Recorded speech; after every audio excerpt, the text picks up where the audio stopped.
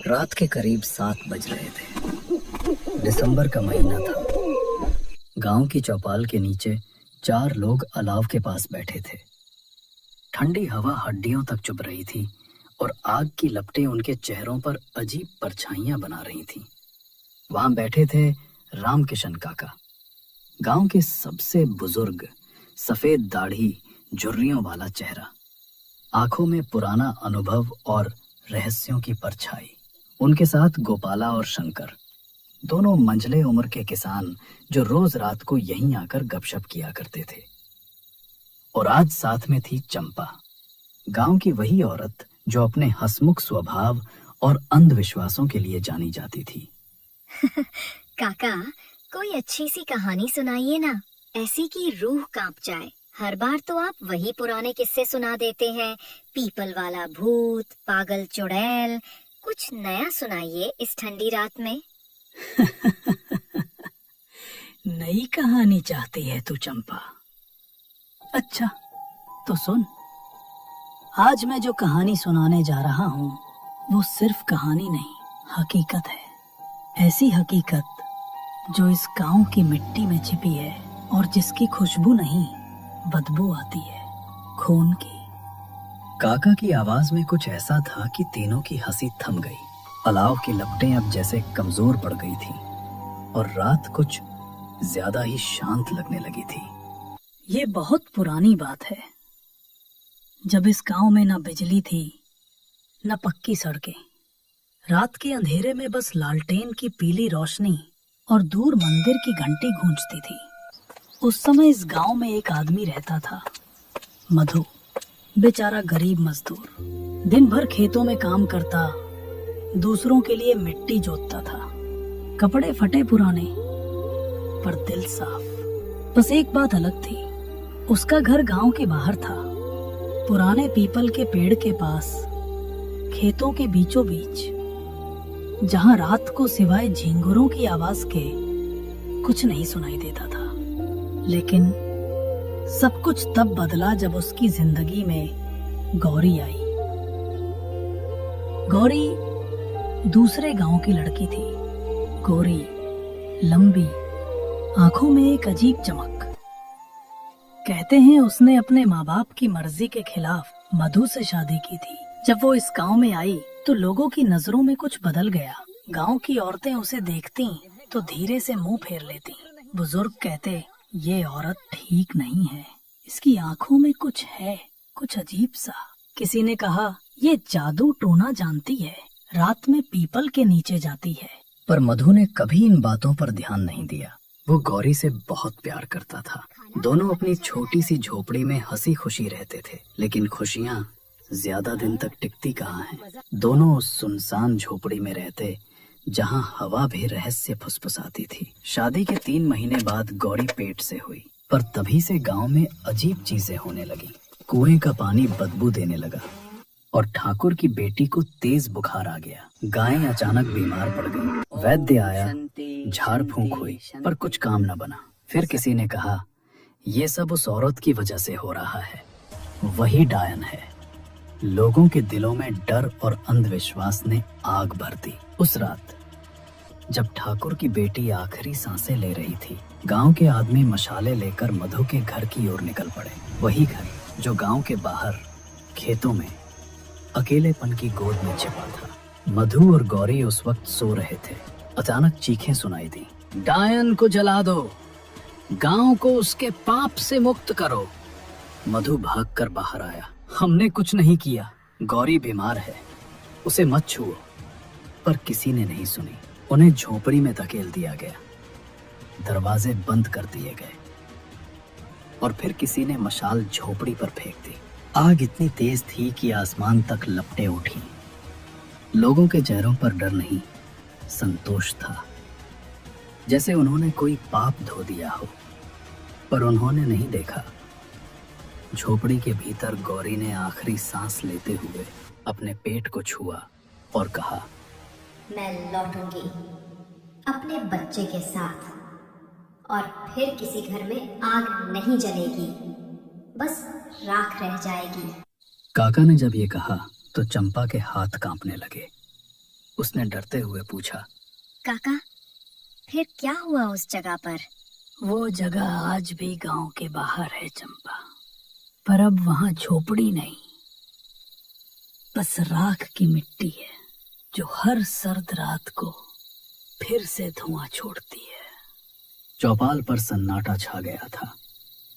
काका की आंखें कहीं दूर देख रही थीं, जैसे किसी पुराने जख्म की याद ताजा हो गई हो।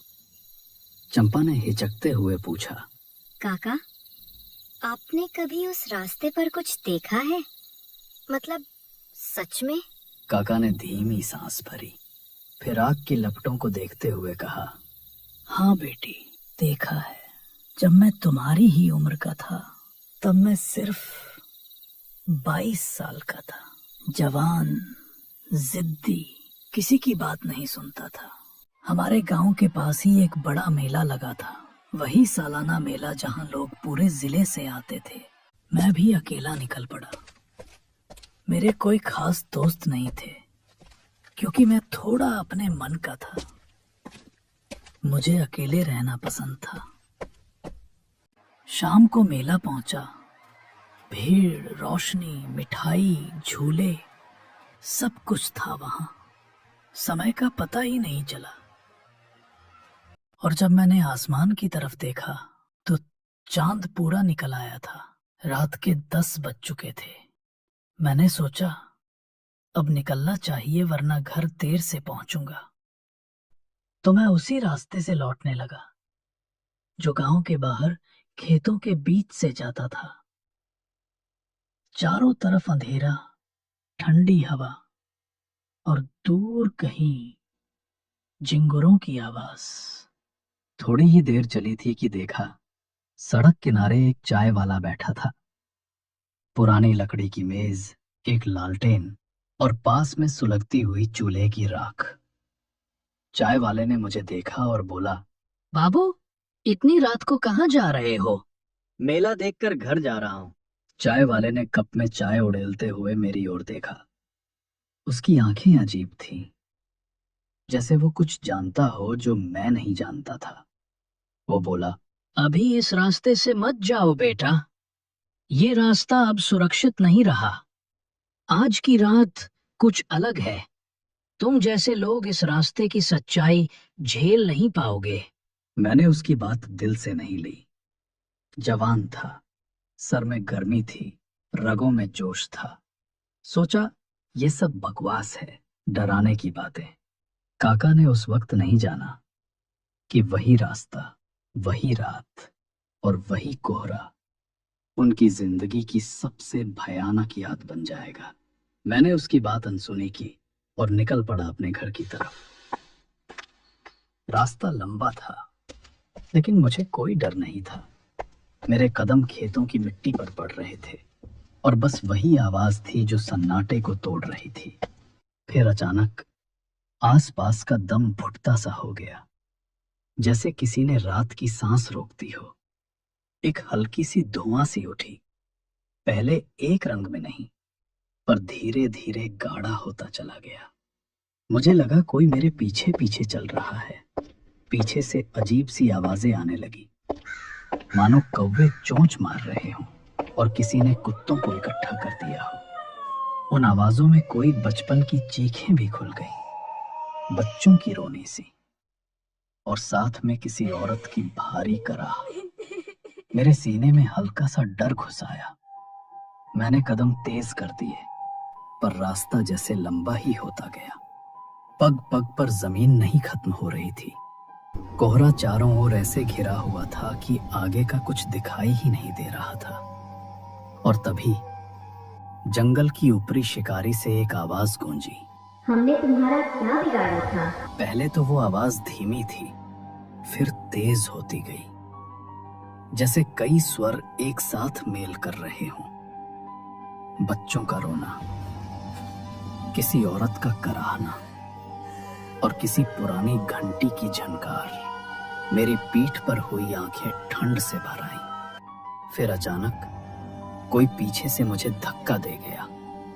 पैर फिसले और मैं जमीन पर गिर पड़ा। धरती की ठंडी खुशबू, ओस और धुएं की तीखी सूंघ चली मेरी नाक में। तभी कोहरे से एक लाल साड़ी का साया उठकर मेरे सामने ठहरा। मैं डरते हुए बोला, कौन हो तुम? कोई जवाब नहीं आया। मैंने फिर पूछा, तुम यहाँ इतनी रात को क्या कर रही हो? और उसने जवाब दिया।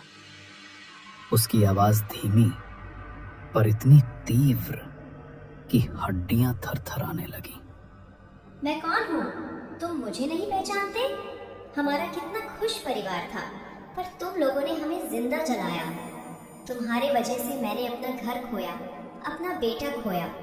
तुम्हें मैं नहीं छोड़ूंगी, तुम्हें जला डालूंगी जैसे तुमने हमें जला दिया था। वह मेरी तरफ बढ़ने लगी और उसी समय मेरे चारों ओर अचानक आग लग गई।